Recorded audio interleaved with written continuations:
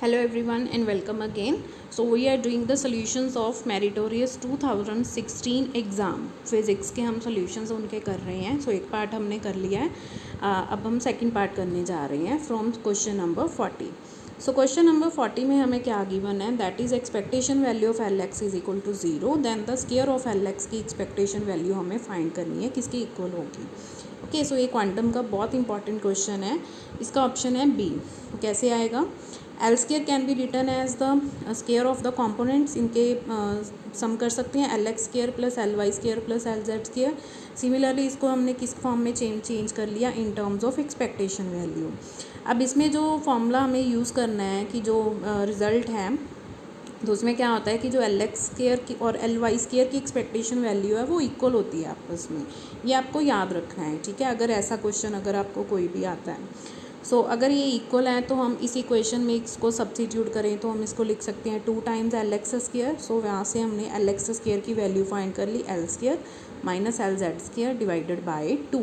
अब हमें इनकी वैल्यू फर्दर क्या करनी है, फिल करनी है. हमें पता है कि जब हम एल स्केयर को एल एम पे क्या करते हैं, ऑपरेट करते हैं, तो हमारे पास वैल्यू आती है L into L plus 1 H cross square, ठीक है, एंड एल एम.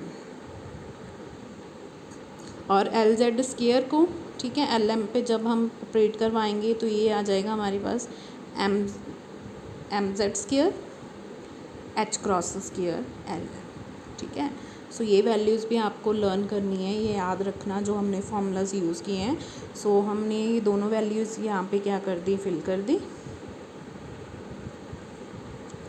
और इसको एच क्रॉस स्केयर को उन्होंने बाहर ब्रैकेट के लिखा हुआ है, तो इसको कॉमन निकाल के आप बाहर फिल कर सकते हो. So according to this option B is correct. Okay, so next question में उन्होंने पूछा है कि हमें 4 रिलेशन दिए हुए हैं थर्मोडायनामिक क्वांटिटीज़ के, और उन्होंने पूछा है कि वो उनमें से कौन सा ऐसा रिलेशन है जो मैक्सवेल थर्मोडायनामिकल रिलेशन है रिप्रेजेंट नहीं करता. तो यहाँ पे मैंने डिटेल सोल्यूशन दिया है उसमें कि वो जो हमारे पास थर्मोडायनामिकल पोटेंशियल्स होते हैं, सबसे पहला होता है इंटरनल एनर्जी, उसके बाद होता है free energy, Helmholtz free energy, third होता है इंथैल्पी, एंड फोर्थ होता है गिव्स फ्री एनर्जी. तो ये 4 इक्वेशन से हमें क्या मिलते हैं, 4 थर्मोडायनामिकल पोटेंशियल्स मिलते हैं. अगर हम इनमें से उनसे कंपेयर करें, ठीक है, तो कौन सी ऑप्शन आएगी इसमें, ए डी. जो डी वाला रिलेशन होगा वो इन चारों इक्वेशन से मैच नहीं करता. सो दैट मीन्स कि वो डी ऑप्शन क्या है, करेक्ट आंसर है. मीन्स वो डी ऑप्शन है, वो हमारा मैक्सवेल थर्मोडायनामिक रिलेशन नहीं है, ठीक है. ये आप देख सकते हो कि कैसे सिंप्लीफाई करके इनको लिखा हुआ है.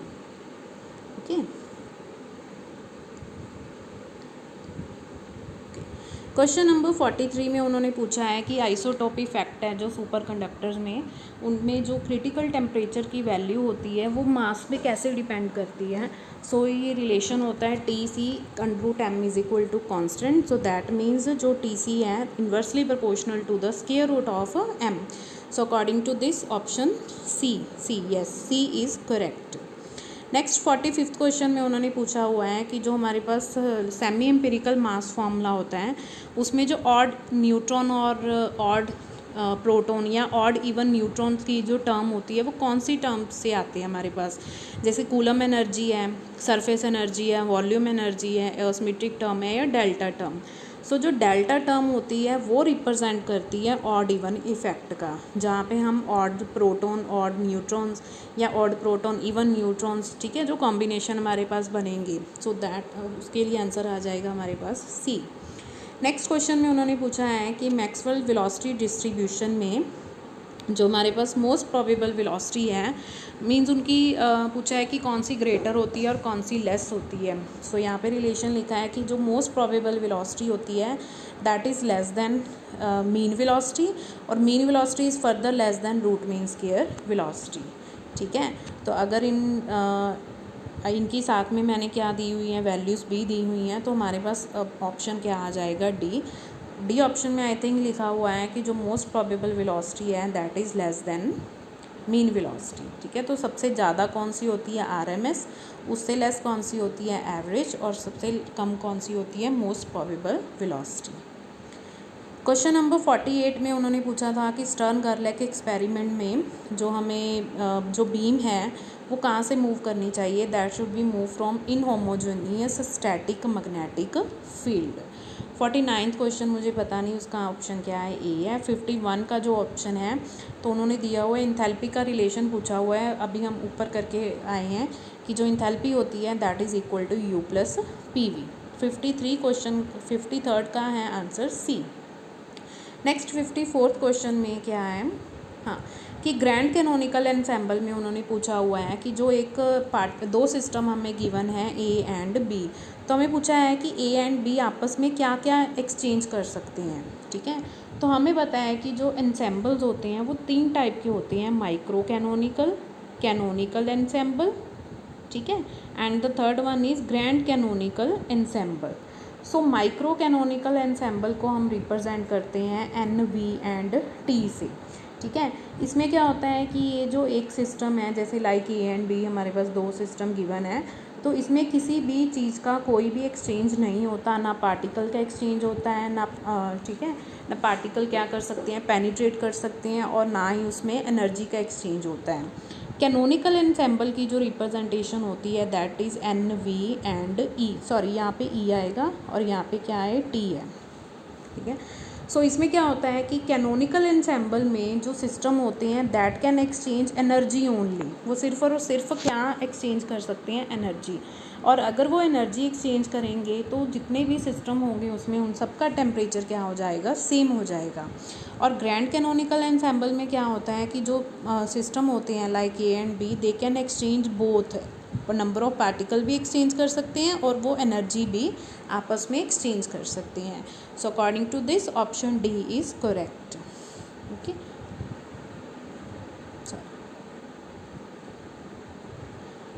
Option D is correct. So 55 easy question था कि जो एलएस कपलिंग है वो किस एटम्स में, किस टाइप के एटम्स में अक्कर करती है। सो एलएस जो कपलिंग होती है that occur in only lighter atoms. ठीक है, 56 का आंसर है सी, कि हमें पूछा गया है कि कौन सा गेट है वो सफिशेंट है किसी भी लॉजिकल रिलेशन को रियलाइज़ करने के लिए। उसमें सी ऑप्शन में लिखा हुआ है कि NOR gates are sufficient, yes NOR gates are sufficient, और डी ऑप्शन में उन्होंने लिखा है NAND gates are not sufficient, वहाँ पे उन्होंने नेगेटिव स्टेटमेंट यूज़ की हुई है, नॉट। सो नैंड गेट भी क्या होते हैं, सफिशेंट होता है, बट यहाँ पे उन्होंने नॉट स्टेटमेंट यूज़ की हुई है, इसलिए वो ऑप्शन क्या हो जाएगी, गलत हो जाएगी। ठीक है, so the right option is option number C.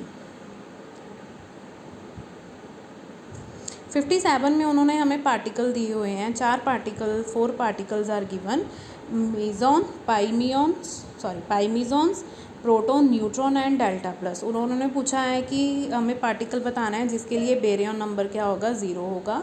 So as we know particles हैं जो प्रोटॉन, न्यूट्रॉन और डेल्टा, ये बेरियंस हैं, और जो पार्टिकल्स बेरियंस होते हैं उनका बेरियन नंबर कितना होता है, 1। ठीक है, पाई क्या होते हैं, हमारे पास मीजॉन्स होते हैं, पायोन्स लिखा हुआ है वहाँ पे। सो पायोन्स क्या होते हैं, मीजॉन्स होते हैं, और एनी अदर पार्टिकल, ठीक है, बेरियंस के अलावा अगर कोई भी पार्टिकल है तो उसका बेरियन नंबर क्या होगा, 0 होगा। So the option A is correct, that is pions have baryon number 0। 58 question में उन्होंने पूछा था कि हमें क्वांटिटीज़ गिवन थी कि उनमें कौन सी क्वांटिटी लॉरेंट्स इनवेरिएंट हैं। तो ये मैंने एक वीडियो बनाई हुई है जिसमें मैंने बहुत सारी क्वांटिटीज़ लिखी हैं कि इनमें से कौन सी क्वांटिटी हैं जो लॉरेंट्स इनवेरिएंट है, मीन्स लॉरेंट्स ट्रांसफॉर्मेशन के अंडर वो क्या होती हैं, इनवेरिएंट होती हैं। So one such quantity is E square minus C square B square. Okay, next 60th question में उन्होंने पूछा था कि जो स्पेसिफिक हीट है मेटल्स के लिए, कि वो टेम्परेचर के साथ उनकी वेरिएशन कैसी होती है, लीनियर होती है या मतलब ऐसे उन्होंने ऑप्शन दी हुई है। तो हमें पता है कि जो मेटल्स की वेरिएशन होती है दैट इज़ 2 टाइप की होती हैं, उसमें इलेक्ट्रॉनिक एंड वाइब्रेशनल, ऐसे क्वेश्चन और भी आए हुए हैं। ठीक है, सो इलेक्ट्रॉनिक में जो होता है कि वो टेम्परेचर के डायरेक्टली प्रोपोर्शनल होती है, और वाइब्रेशनल में टेम्परेचर के क्यूब में, दैट मीन्स कि वो लीनियरली वेरी कर रहे हैं। ठीक है, पावर उन्होंने नहीं पूछी हुई तो पावर हम इग्नोर कर देंगे। सो उसका राइट ऑप्शन क्या आ जाएगा, बी, कि वो लीनियरली टेम्परेचर पे क्या करती है, स्पेसिफिक हीट डिपेंड करती है। क्वेश्चन नंबर 61 में उन्होंने पूछा है कि 13 का जो हमारे पास इन टर्म्स ऑफ डेसिमल, ठीक है, डेसिमल नंबर में हमें पूछा है कि उसकी वैल्यू क्या होगी। सो ये मैंने 13 को सॉल्व किया हुआ है। 13 है बाइनरी नंबर, उसका डेसिमल कन्वर्ट क्या आ जाएगा 1101। So according to this option C is correct, ठीक है, सी ऑप्शन क्या आ जाएगा इसका राइट आंसर। नेक्स्ट इज़ 62 में उन्होंने पूछा हुआ है कि जब बॉस आइंस्टाइन कंडेंसेशन होती है तो वो पार्टिकल कहाँ पे चले जाते हैं, ठीक है। So number of particles boss Einstein condensation में क्या होता है कि नंबर ऑफ़ पार्टिकल्स है, जैसे ही हम टेम्परेचर लो करते हैं तो वो पार्टिकल्स किस स्टेट में शिफ्ट होना स्टार्ट हो जाते हैं, लोअर एनर्जी स्टेट में वो शिफ्ट होना स्टार्ट हो जाते हैं, ठीक है। सो टेम्परेचर लो होगा और प्रेशर क्या होगा, हाई होगा। सो ऑप्शन हमारे पास क्या आ जाएगी, ऑप्शन ए। 63 का 63rd क्वेश्चन है कि हमारे पास प्रोडक्ट है हर्मिशियन, कब होगी the product of two Hermitian operator is Hermitian if and only if, ठीक है, ये कंडीशन है if and only if A B किसके इक्वल होगा, बी ए के। That means A B minus B A is equal to zero. That means operator of A B is equal to zero, because operator को जब हम open करते हैं तो हमारे पास क्या आता है, A B minus B A is equal to zero. So the necessary and sufficient condition if and only if आ गया हमारे पास, ठीक है। तो वो क्या होनी चाहिए, वो कम्यूट होनी चाहिए। अगर हमारे पास दो ऑपरेटर का कॉम्यूटेटर क्या आता है, ज़ीरो आता है, दैट मीन्स वो क्या कर रहे हैं, कम्यूट करते हैं। सो the option A is correct. Next question 64, ये जैसे मैंने आपको पहले बताया हुआ है, उन्होंने पूछा है कि एल स्क्वायर का जो आई थिंक वैल्यू होगी कुछ ऑड होगा, इवन होगा, वो ऐसे पूछा हुआ है। तो उसका वैल्यू क्या होगी, इवन ऑर्डर आएगा। Option A is correct. 65th question में उन्होंने हमें एक्स रेज का क्वेश्चन है, तो उसमें पोटेंशियल गिवन है, ओके 50 मेगा वोल्ट, ठीक है। सो हम फॉर्मूला लगाएंगे E V is equal to H nu, nu को हम चेंज कर देंगे सी अपॉन लैम्डा में। हमें पूछी है उसकी वेवलेंथ, सो हम यहाँ फॉर्मूला लगाएंगे, सॉल्व करेंगे तो उसका आंसर आ जाएगा approximately 2 angstrom. Option A is correct. Question number 66, सो देखिए ये सेम क्वेश्चन फिर से रिपीट हो गया, बट अब ये क्वेश्चन किस में आया है, 3 डायमेंशन में, ठीक है। सो पहले हमने 1 डायमेंशन में किया था, अब 3 डायमेंशन में कर रहे हैं। 3 डायमेंशन में जब लीनियर हार्मोनिक ऑसिलेटर की एनर्जी वैल्यूज़ होती हैं तो वहाँ पे 3/2 आ जाता है 1/2 की जगह पे, ठीक है। एन वही 0 से स्टार्ट होगा, 0 1 2 एंड सोन अप टू, ठीक है। सो 0 पॉइंट एनर्जी हमें फाइंड करनी है, तो आंसर आ जाएगा 3/2 h cross omega, that is 0 point energy. So the option C is correct. Question number 67 में पूछा है कि जो सेंट्रल मोशन की हमें प्रॉपर्टीज़ पूछी गई हैं, उसमें से सी ऑप्शन है कि सेंट्रल मोशन का जो मोशन होता है पार्टिकल का under central force, that is always confined to a plane. वो हम कैसे कर सकते हैं कि हमें पता है L is equal to R cross V के इक्वल होता है।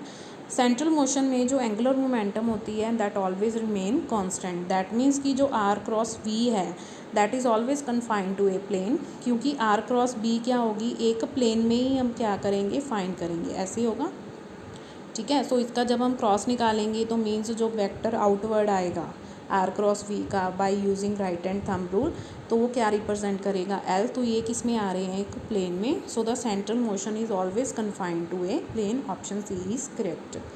नेक्स्ट हमें 69 में उन्होंने सिंपल क्वेश्चन था, पूछा था कि मोमेंटम ऑपरेटर है कि कंडीशन हमने बताई थी कि उसको हर्मिशियन ऑपरेटर में कैसे लिखेंगे।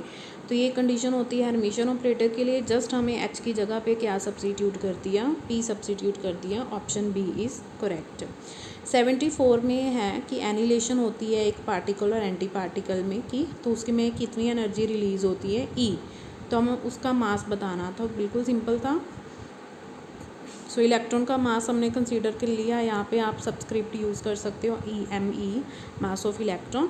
सो इसकी एनर्जी बन जाएगी 2 times MEc², that is equal to E. So ME आ जाएगा E divided by 2c²। So the option B is correct. Okay, that's all for today. So जितने भी क्वेश्चन मैक्सिमम मैंने ट्राई किए हैं सॉल्व करने के लिए, ठीक है। कुछ रह गए इलेक्ट्रॉनिक्स के, मैंने आपको पहले ही बताया था कि वो मैंने छोड़ दिए थे, वो मैंने सॉल्व नहीं किए, बट चलो जितना भी होता है that is best. So stay tuned for next video. और भी जो एग्ज़ाम हुए हैं उनके आंसर की जल्दी से जल्दी आपके पास आपको बताने की मैं ट्राई करूँगी। Stay connected, like the video and subscribe my channel for more. Thank you. And for one thing more, अगर आपको किसी भी चीज़ की इंफॉर्मेशन चाहिए होती है, कुछ भी आपको डिस्कस करना होता है, ठीक है, तो आप मेरा टेलीग्राम जो ग्रुप है वो ज्वाइन कर सकते हो। लिंक आपको डिस्क्रिप्शन में मिल जाएगा और इसका जो फर्स्ट पार्ट है उसका भी लिंक आपको डिस्क्रिप्शन में मिल जाएगा। Okay, thank you.